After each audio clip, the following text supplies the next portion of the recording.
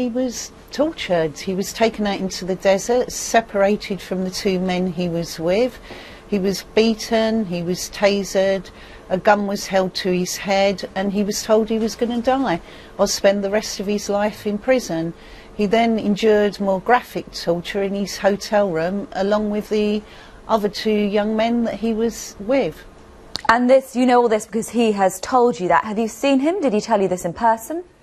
Yes, he did. Obviously it's very distressing, and the information has been filtered through over a number of weeks when he was initially arrested, but he did make a formal complaint to the Foreign Office way back in August of last year.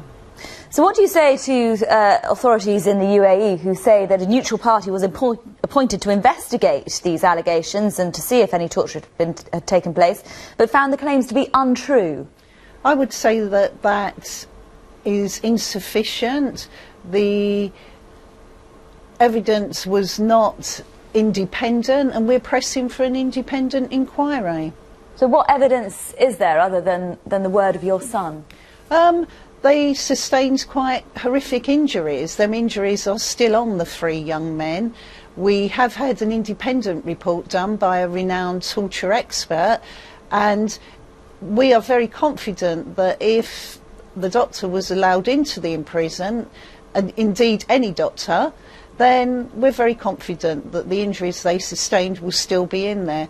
Also, when you are tasered, you are left with a deposit underneath your skin, and that stays with you for the rest of your life. So if a skin biopsy could be done, it would very much prove that these three young men were electrocuted.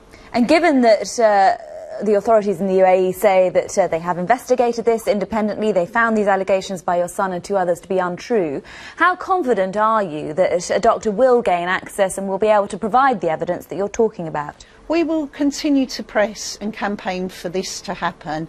Obviously the UAE President is visiting David Cameron tomorrow, and we are hoping that this will be something on their agenda that will be given due attention and discussed. And if it is on the agenda, what is it that you want David Cameron to say?